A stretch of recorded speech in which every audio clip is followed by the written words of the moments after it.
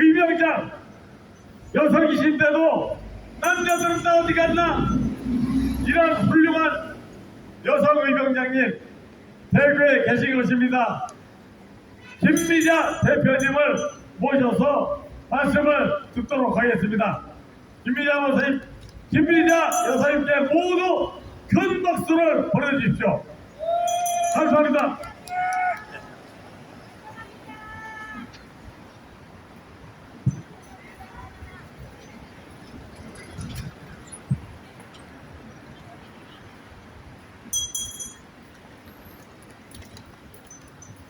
안녕하십니까. 저는 진실을 전하는 자유대한민국 국민입니다. 오늘도 대통령님께서 더 중앙 플러스에 연재하고 계신 회고록을 낭독해 드리겠습니다. 오늘 제가 낭독할 내용은 27편과 28편을 요약해서 낭독해 드리겠습니다. 내용들이 다 너무 좋고 또 우리가 알아야 될 진실들을 잘 기록해 주셔서 마음 같아서는 다 낭독해 드리고 싶지만 그렇게 못하는 것이 아쉬운 마음이 듭니다. 내년 1월에 이 회고록이 책으로 출간됐다고 하니 그때 많이들 구입해서 읽어보실 것을 권유합니다. 그럼 낭독하겠습니다. 먼저 27편 한국형 전통이 되겠다던 문 KF 출고식서 우리가 개발 2013년 11월 23일 중국이 자신들의 방공 식별구역은 아리즈라고 합니다. 이를 각 국가의 로마자 알파벳 이니셜을 붙여 한국은 카디즈, 일본은 자디즈, 중국은 차디즈라고 부름. 중국은 차디즈 확장을 발표하는데 우리 이어도까지 포함시켜 발표를 했다. 그런 중국의 태도를 그대로 묵과할 수 없었던 대통령님은 당시 중국과의 협상을 담당한 백승주 국방차관에게 일단 전화로 중국 측의 차디즈 구역에서 이어도를 제외할 것을 요구하라고 지시하셨고 그와 동시에 우리도 차디즈를 확대해 이어도와 마라도까지 포함하겠다는 의사를 전달하라고 지시함으로써 우리가 항일 표시 정도로 끝낼 거라 예상했던 중국 측을 향해 강한 공격을 하심으로써 대통령님은 일부 빠져있던 마라도와 홍도의 영공 모두를 62년 만에 카디즈에 다시 넣어 우리 영토와 영해, 영공을 지킬 수 있는 영역을 확보하시는 쾌거를 이루어냈습니다. 국가의 영역은 영토만 있는 것이 아니라 영공과 영해도 영토 못지않게 훌륭한 영역이기 때문에 대통령님은 당신의 이 중에 국가의 영역을 한층 더 확보했다는 점에 있어서 흡족했다고 기록하셨습니다. 그리고 대통령님은 임기수 꼭 추진해야겠다고 마음먹은 사업 중 하나가 차세대 전투기 KF-X 보람의 사업이었습니다. 이 사업은 김영삼 정부 때부터 몇 차례 시도했다가 예산과 기술 문제로 계속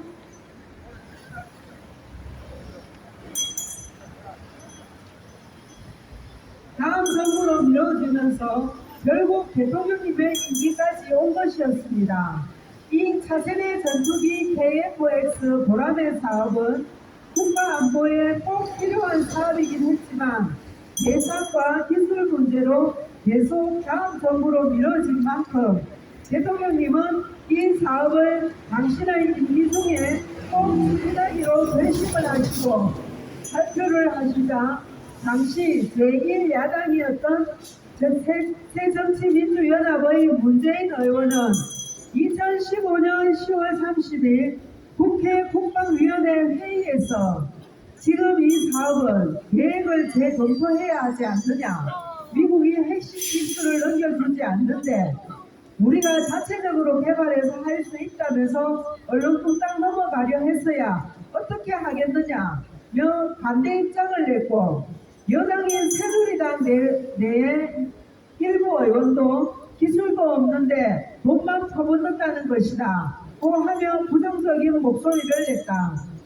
그 외 국방위원장이던 정두원 의원은 미국도 10년 걸리고 프랑스도 15년 걸리고 유로파이터도 10년 이상 걸리는데 우리는 뭐가 그렇게 훌륭해서 몇 년에 뚝딱 다 한다는 얘기냐고 힐난했으며 같은 회의에서 유승민 의원도 방위사업청과 국방과학연구소, 공군 등 막대한 예산을 쓰는 사람들이 요지부동으로 대통령까지 속여가면서 이른다며 실효성이 없는 사업을 군피하에 속은 대통령이 무리하게 끌고 가는 것처럼 주장하기도 했다.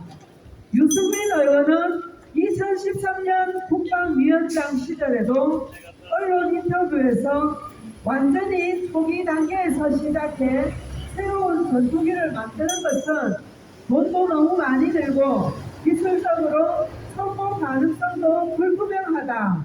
개발 이후 양상과 보수까지 감안하면 차라리 직구매하는 것이 맞다며 사실상 백지화를 거론하기도 했다고 기록하셨습니다.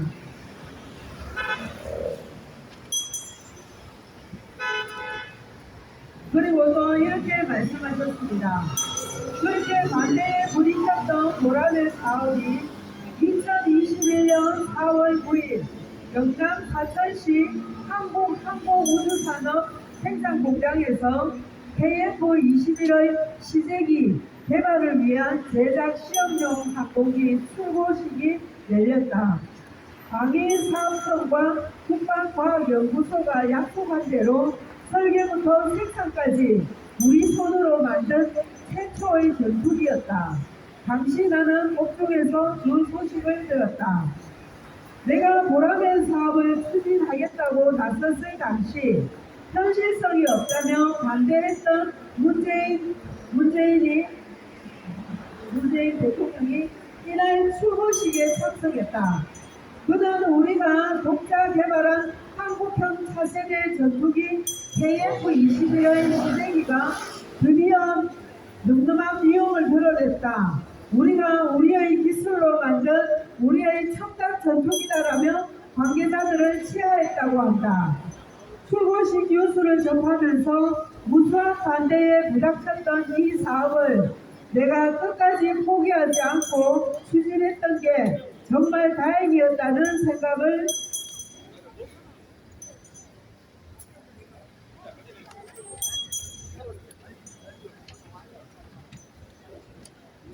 했다. 우리가 우리 기술로 개발했고 이제는 해외에서도 상당히 주목을 받고 있다고 하니 감개가 무량하다는 표현은 이런 때 쓰는 말인가 싶다라고 쓰셨습니다. 대통령님께서 보라매 사업을 처음 발표하셨을 때 그렇게 반대했던 문재인이 KF-21의 시제기 출고식에서 마치 자기의 업적인 양 우리가 우리의 기술로 만든 우리의 첨단 전투기다고 말하며 관계자들을 치하하는 모습은 참으로 가증스럽기 짝이 없습니다. 이상은 27편 요약입니다. 28편 북에 울려 퍼진 소원을 말해봐. 김정은 칩 떨던 확성기 패다. 2014년 2월에 이어 2015년 10월 이산가족 상봉이 2년 연속 이어진 터였다. 북한의 변화와 남북관계의 해빙을 기대하는 조심스러운 전망이 나오기 시작했다. 그런데 북한은 함경북도 길주군 풍계리에서 4차 핵실험을 감행했다. 이 사실을 김관진 안보실장을 통해 보고를 받고 대북 경계태세를 격상하도록 하는 한편 대북 확성기 방송을 전면 개최하도록 지시를 내리셨다. 확성기 방송은 북한과 김정은이 가장 싫어하는 압박수단이기 때문에 실질적 보고 도시 중 하나였던 것이다. 당시 유엔 안전보장 이사회에서도 북한에 대한 고강도 제재를 추가하는 수순을 밟고 있었기 때문에 이에 대한 반발로 북한의 추가 도발이 나올 가능성이 높다고 본 대통령님은 고심 끝에 개성공단을 전면 중단하기로 결심하셨다. 이에 대해 대통령님은 이렇게 기록하셨다. 개성공단 중단은 1월 결정했지만 공식 발표는 2월 10일이었다. 발표를 2월 10일로 정한 데는 이유가 있다. 개성공단 철수를 단행할 때 기업인을 비롯한 우리 국민의 안전보장이 가장 중요한 문제가 됐다. 철수를 진행하면서 행여라도 개성공단 내 국민들이 인질이 되지는 않을지 우려하지 않을 수 없었다. 한 명이라도 억류되면 안 된다고 생각했다. 그래서 1월에는 1, 2차에 걸쳐 출입 제한 조치를 내놓아 개성공단 체류 인원을 조금씩 줄인 뒤 개성공단 내 인원이 최소화되는 설 연휴 기간을 택해 단계적으로 완전히 철수하도록 한 것이다. 그런데 당시 우리은행 개성공단 지점 직원 2명이 철수하지 않으려고 했다. 북한 측에 맡겨진 20만 달러를 회수해야 한다면서 받을 때까지 나올 수 없다는 것이다. 결국은 그 돈을 모두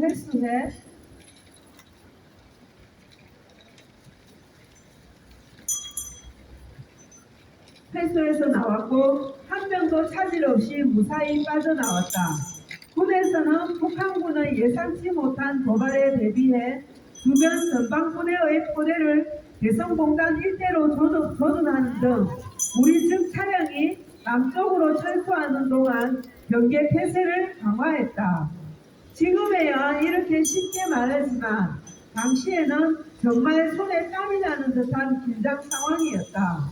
지금 돌이켜봐도 이때 개성공단을 중단한 것은 잘한 결정이었다고 생각한다. 나는 야당 의원 시절부터 남북 간 교류 협력은 필요하다는 입장이었지만 개성공단의 운영 방식은 다소 문제가 있다고 봤다. 무엇보다도 임금이 미국 달러로 지급되는 것은 북한 주민의 삶을 증진한다는 애초 목적과 다르게 쓰일 수 있기 때문이다. 각종 제재로 북한의 자금줄이 막힌 상황에서 이들의 임금을 달러로 결제해주면 이 돈이 군사 목적 등 다른 용도에 쓰이지 않는다는 보장이 없지 않은가. 그래서 나는 개성공단의 북한 노동자들에게 지급하는 임금은 대한민국의 화폐로 지급해야 하는 것이 옳다고 생각했다. 이 돈으로 북한 주민들에게 필요한 한국제 색채 공정을 구입하게 한다면 남과 북 모두에게 이익이 될 수 있기 때문이다. 그러면 개성공단에 대해 부정적인 시각도 잠잠해질 것이다. 북한은 우리의 공장 폐쇄 조치가 일시적이고 머지않아 다시 문을 열 줄 알았을 것이다. 그러나 나는 북한의 근본적인 변화가 확인되지 않는 이상 개성공단이 재개되는 것은 불가하다고 판단했다. 다만 개성공단에 입주했던 많은 중소기업의 피해가 불가피했다. 개성공단 폐쇄로 인한 이들의 피해를 최소화하기 위해 남북협력 기금을 포함해 도울 수 있는 후속 조치를 최대한 마련하도록 지시했다. 여기까지가 28편 북에 올려진 소원을 말해봐 국정원 집단전 학생기 필자 부분을 일부 낭독해 드렸습니다. 이 글을 읽고 난 뒤에 적은 저희 소감을 잠시 읽어드리겠습니다.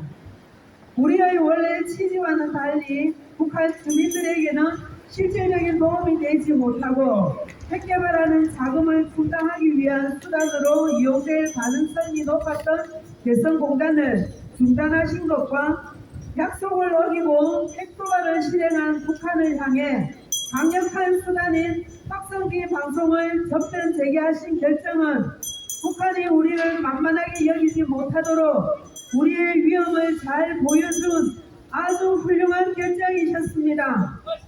반면에 김대중이나 노무현, 문재인이가 실행한 햇볕 정책은 우리 돈 주고도 우리의 위상을 실추시킨 굴욕적인 정책이었습니다. 북한의 행포 앞에 찍소리도 못하고 평화라는 명분으로 포장해 그저 퍼주기식 저자세 정책은 북한의 교만함을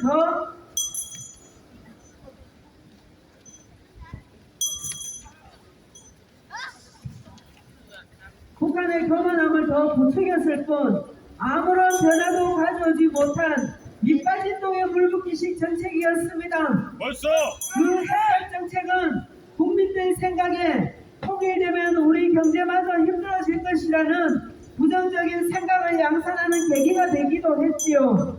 대통령님의 명석하고 올바른 결정이 있었기에 모두가 안전하게 철수할 수 있었고 중소기업의 피해도 줄일 수 있었습니다. 라고 저의 소감을 댓글로 남겼습니다. 이웃편으로는 29편에는 사드 배치에 대한 것을 그리고 30편에는 국정교과서에 대한 이야기를 서술하셨는데 모두 너무 중요한 내용들이라 오늘 다 정리해서 낭독해 드리고 싶었지만 시간이 부족해서 준비를 미처 못했습니다. 29편과 30편은 다음 주에 요약해서 낭독해 드리겠습니다. 대통령님의 글을 읽으면서 드는 생각은 대통령님은 일관된 원칙을 준수하시며 모든 일들을 담대하게 처리하셨다는 겁니다. 그래서 강대국이라고 기죽은 저자세 외교 같은 것은 절대 하지 않으셨습니다.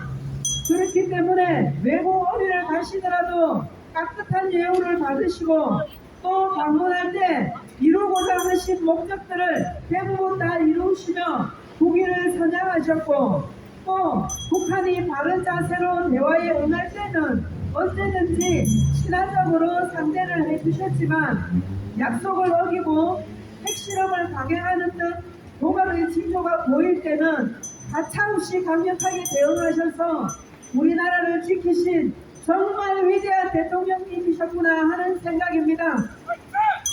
최고로 읽으면 읽을수록 대통령님에 대한 존경심이 커져만 갑니다. 그리고 지켜드리지 못한 무지함이 정말 죄송할 따름입니다. 우리는 비록 무지하였지만 하나님이 보호하사 박근혜 대통령님은 반드시 다시 합법적인 방법으로 청와대로 복귀하실 것을 저는 확신하고 믿습니다. 이제 당직하고 정의로 조희대 법무장관이 정식으로 임명되셨으니 앞으로 펼쳐질 일들이 정말 기대됩니다. 박근혜 대통령님은 탄핵되신 적이 없으십니다. 박근혜 대통령님은 헌법 84조 내란죄를 짓지 않으셨기 때문에 헌법상 탄핵 당한 적이 없으십니다. 그렇기 때문에 대한민국 헌법상으로는 박근혜 대통령님의 탄핵은 인용이 되지 않았습니다. 그렇기 때문에 박근혜 대통령님은 아직 인기가 남아있는 대한민국의 합법적인 대통령이요 현직 대통령님이신 겁니다. 만약에 박근혜 대통령님이 헌법 84조도 어기지 않으셨고 또 어기지 않으신 상태에서 탄핵이 인용이 된다면 그것은 대한민국의 헌법 자체가 원칙이 없는 것이고 가치가 없는 것입니다. 헌법은 나라를 통치하는 통치 기준입니다. 그런 통치 기준이 되는 법이 원칙과 기준이 없다 하면 어떻게 믿고 국민들이 살 수 있겠습니까? 그렇기 때문에 헌법이 바로 서기 위해서라도 불법적으로 감옥되셨던 박근혜 대통령님께서 반드시 다시 청와대로 복귀하시는 것이 대한민국의 헌법이 바로 서는 일이 될 것입니다. 오늘도 우리 박정희 대통령님께서 작사 작곡하신 나의 조국을 힘차게 부르며 애국심을 북돋우고 훌륭하신 우리 박근혜 대통령님이 하루속히 청와대로 복귀하시기를 기원합시다.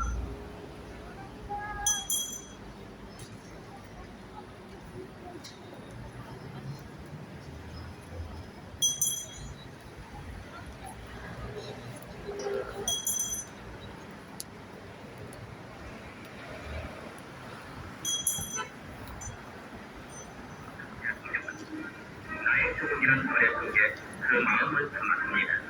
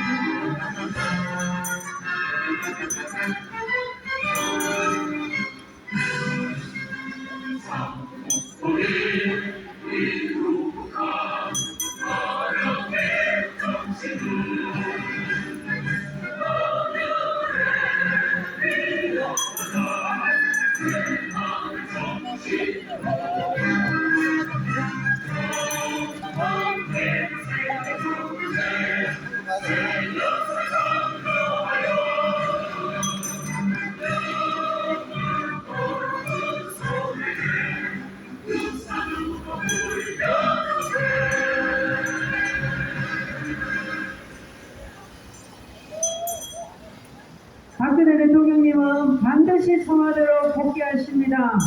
박근혜 대통령님 만세! 합법적인 대통령이신 박근혜 대통령님이 다스리는 자유대한민국 만세! 이상입니다. 감사합니다.